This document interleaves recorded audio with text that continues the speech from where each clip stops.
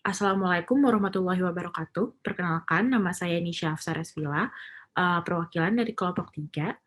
Dan kali ini kami akan mempresentasikan tentang salah satu dari marketing mix, yaitu place, yang berhubungan dengan saluran distribusi dari suatu produk. Anggota kelompok kami terdiri dari Hani Fitri Halimah, saya sendiri Nisha Hafsah, dan terakhir ada Safura Hijriana.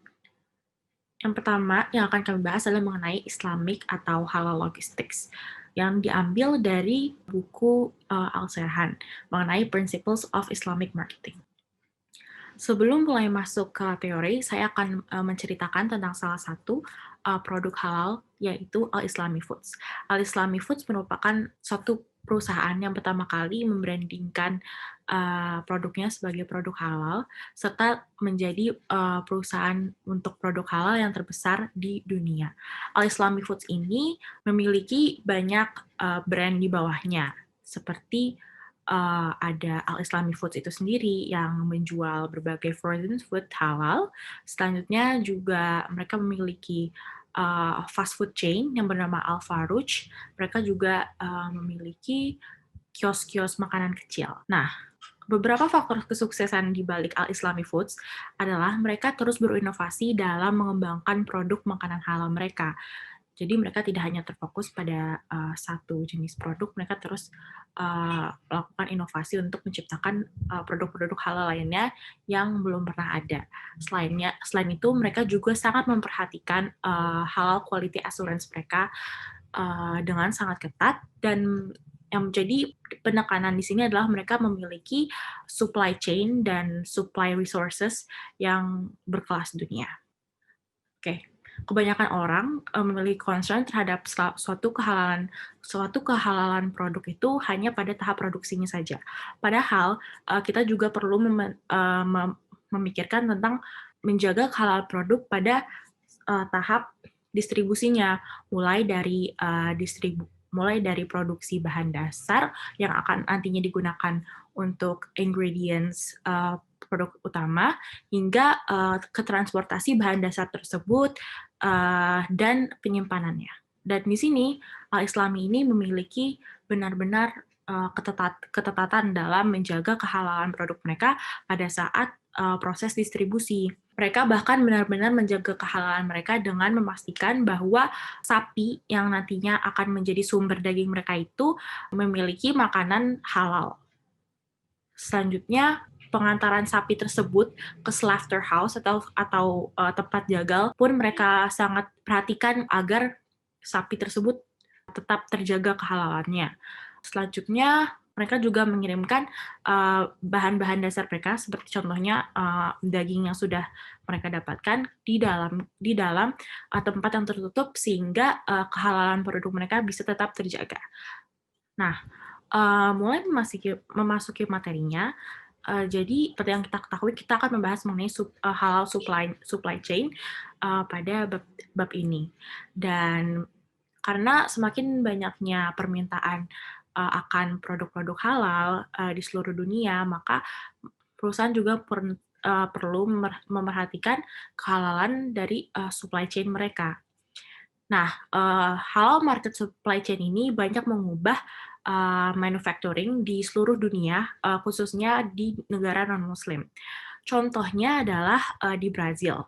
Brazil ini mereka memiliki halal chicken slaughterhouse atau tempat jagal ayam yang halal untuk nantinya diekspor ke Saudi Arabia.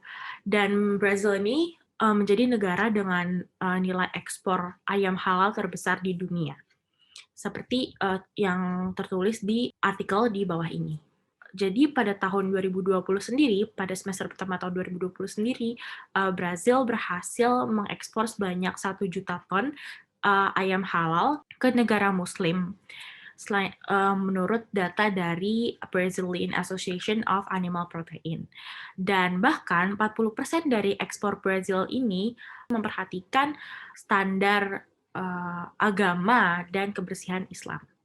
Selanjutnya, di New Zealand itu mereka, seperti yang kita tahu, mereka itu menjadi eksporter untuk daging sapi atau lamb, dan mereka juga ternyata menjadi eksporter halal lamb terbesar di dunia, dan bahkan mereka sudah memiliki regulasi resminya. Selanjutnya di Belanda ini mereka mempunyai halal hubs atau halal warehouse khusus untuk menyimpan produk-produk halal di Rotterdam Port. Rotterdam Port ini merupakan salah satu pelabuhan yang menjadi pusat-pusat logistik di Eropa. Dan halal hubs di Rotterdam Port ini pun yang menjadi pertama di Eropa saat ini. Selanjutnya akan dilanjutkan oleh Kak Uya. Selanjutnya saya akan melanjutkan bahasan yang terdapat di dalam buku Al-Sirhan, yaitu mengenai definition of halal logistics. Jadi secara tradisional, kita biasanya menilai suatu produk halal atau tidak berdasarkan stage akhir dari suatu produksi, di mana kita hanya melihat komposisi dari sebuah produk, apakah sesuai dengan syariah atau tidak, tidak sampai perhatian sampai ke supply chain secara keseluruhan. Padahal konsep halal supply chain itu melingkupi seluruh proses logistik dari sebuah produk, mulai dari pembelian bahan, preparasi menuju pengolahan, hingga pengiriman produk sampai ke tangan konsumen atau disebut dengan from seed to fork, yang mana seluruh proses itu harus terhindar dari produk non-halal seperti alkohol dan daging babi.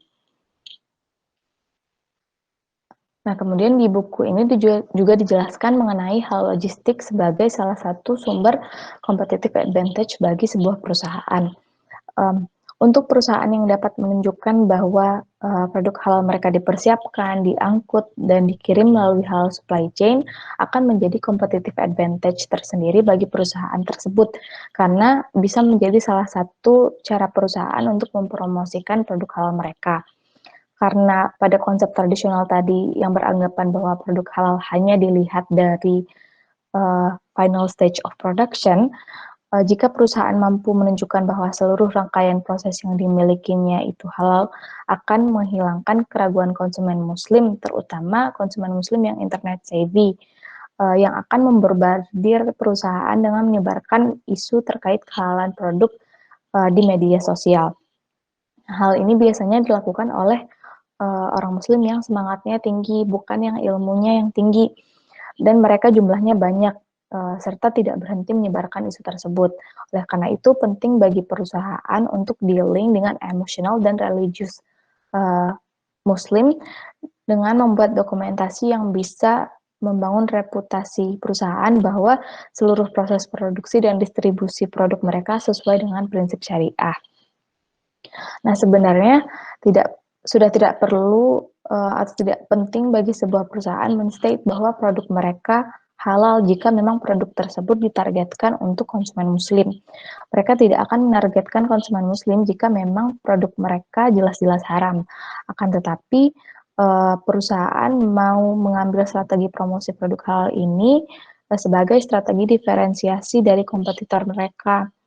Misalnya, beberapa iklan menargetkan konsumen muslim dengan memperlihatkan pabrik yang bersih, karyawan yang berpakaian rapi dan sopan, atau hewan-hewan yang terlihat tidak stres dan ditransportasikan menggunakan transportasi bisnis kelas.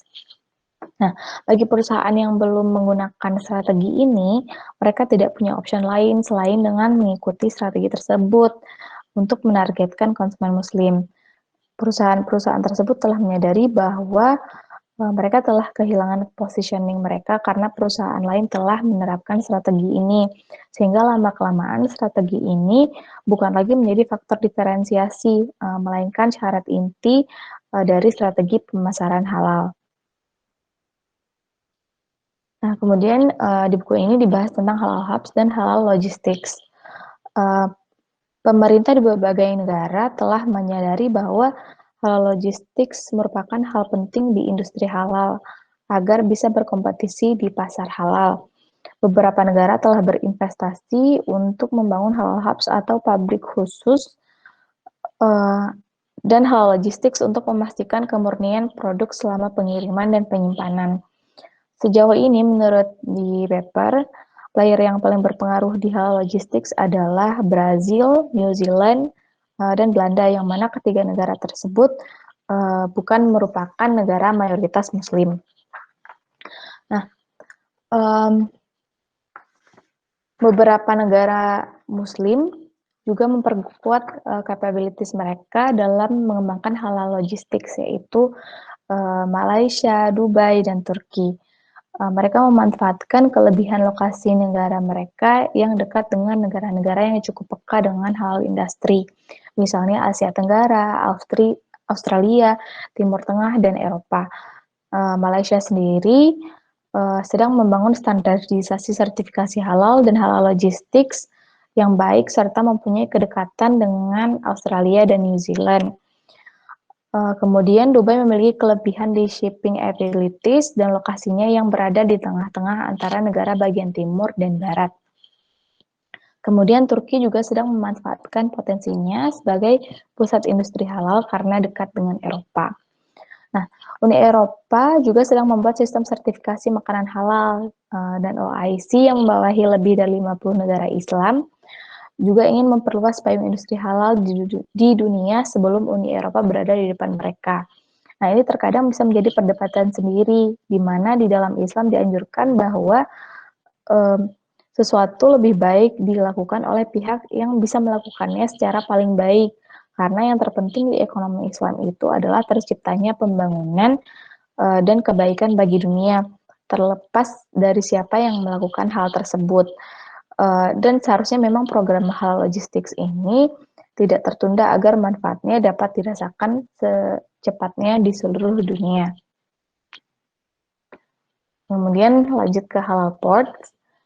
Di buku Al-Serhan disebutkan ada dua halal port terbesar, yaitu Rotterdam Port dan Penang Port. Rotterdam Port bertujuan untuk menjadi pelabuhan bagi barang-barang halal yang masuk ke Uni Eropa. Mereka mempunyai halal warehousing dan zona distribusi halal di Belanda. Mereka menunjuk halal audit company untuk membuat halal logistik handbook. Pelabuhan ini secara resmi diakui pada tahun 2009 dan memiliki sertifikasi halal pada tahun tersebut. Sertifikasi halal tersebut membuat Rotterdam Port menjadi pelabuhan Eropa pertama yang menangani dan mendistribusikan barang sesuai hukum Islam. Pelabuhan ini sudah beroperasi sejak tahun 2006, menjadi pusat distribusi halal yang diimpor dari Indonesia dan Malaysia. Yang kedua ada Penang Port.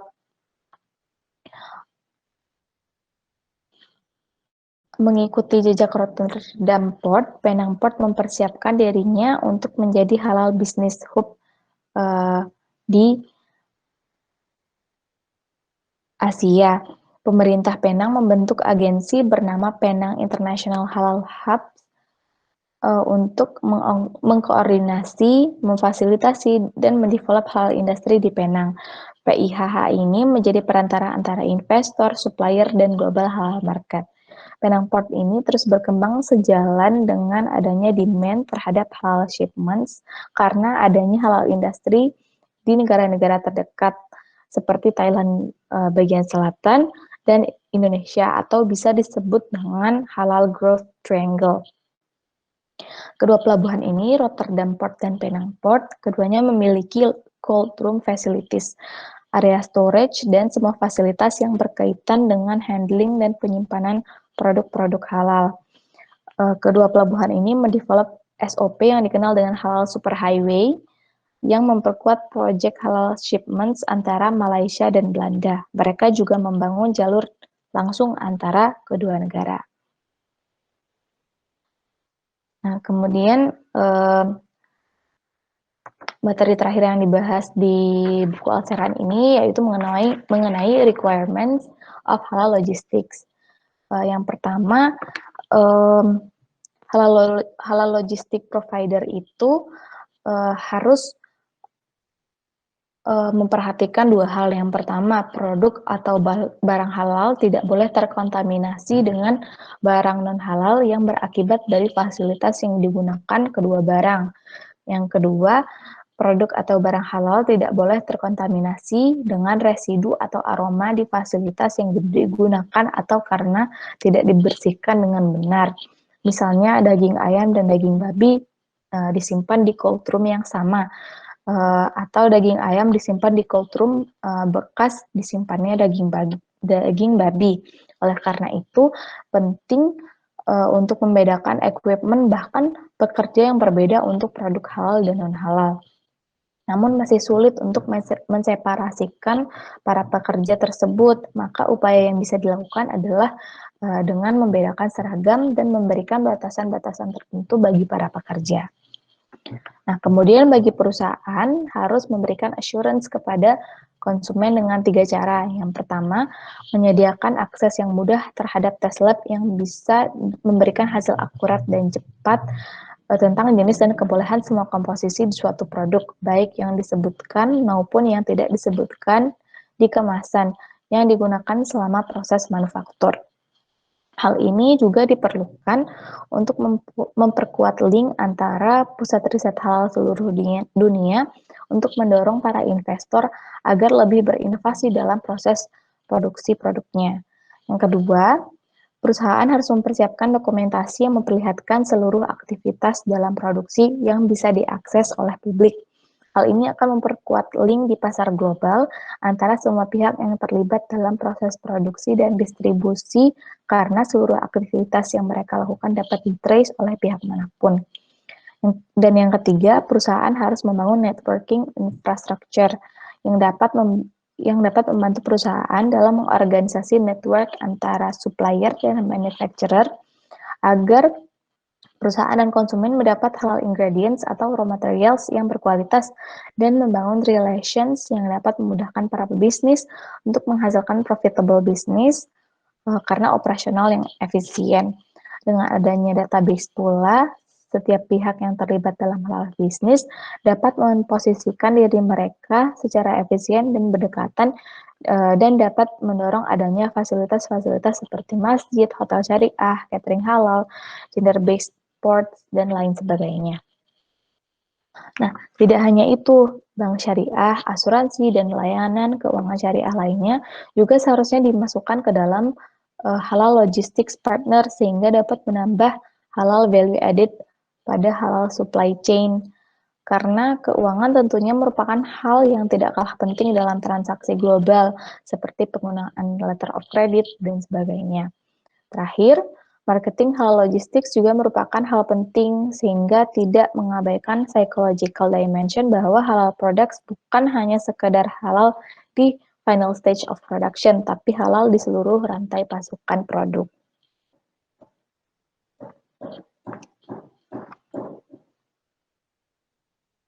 Nah, kemudian di paper yang ditulis oleh Timan, ia mengklasifikasikan tingkatan halal supply chain yang dijalankan oleh beberapa negara.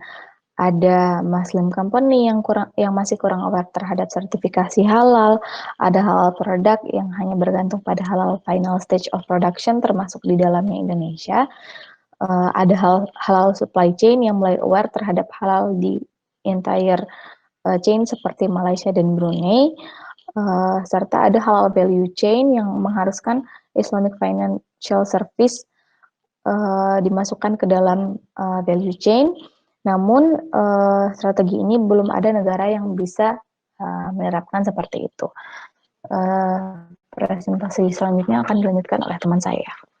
Oke, selanjutnya saya akan membahas mengenai materi yang diambil dari jurnal yang ditulis oleh Ahsanul Haq, Ali Syafiq, dan Suharni Maulan. Jadi, di jurnal ini dikatakan bahwa dari perspektif Islam, suatu sistem distribusi itu dari awal hingga akhir harus mengikuti Islamic ethics. Jadi, suatu distribution system itu harus bersifat ethical, fair, atau adil, serta transparan. Pertama, pentingnya harga akhir yang harus konsumen bayar setelah saluran distribusi terakhir. Jadi, seorang penjual harus memerhatikan mengenai harga yang harus dibayarkan oleh end user setelah seluruh saluran distribusinya berakhir. Jadi mereka harus make sure bahwa apa yang mereka bayar tidak terlalu mahal. Selanjutnya, pemasar juga harus memastikan tidak ada delay dalam distribusi karena saluran distribusi yang panjang. Yang ketiga, tidak membahayakan elemen apapun di sekitarnya. Dan dalam Islam sendiri, secara spesifik dikatakan bahwa kita itu tidak boleh membahayakan lingkungan. Jadi, kita sebagai marketer perlu menyadari bahwa, sebagai marketer Islam, kita harus menyadari bahwa kita tidak boleh menggunakan packaging untuk produk kita yang dapat merusak lingkungan. Contohnya adalah plastik. Artinya kita harus mulai memikirkan nih, apa sih packaging yang sekiranya dapat menggantikan plastik sehingga kita dapat mengurangi kerusakan lingkungan. Selanjutnya, dilarang melakukan penimbunan barang yang dapat menciptakan kelangkaan. Ya, contohnya berarti kayak seperti saat pandemi kemarin, banyak kan yang melakukan penimbunan masker sehingga akhirnya menyebabkan kelangkaan, dan dengan ada kelangkaan itu mereka bisa dapatkan harga yang mengenakan harga yang tinggi untuk masker itu saat mereka nanti dijual. Selanjutnya, dilarang memberikan slotting allowance karena menyerupai bribery. Jadi, slotting allowance itu adalah uang yang dibayarkan oleh para brand kepada supermarket agar produk mereka ditaruh di posisi yang strategis. Pada contohnya, sebagai konsumen ini cenderung untuk membeli atau memilih produk yang berada pada eye level mereka. Jadi produk yang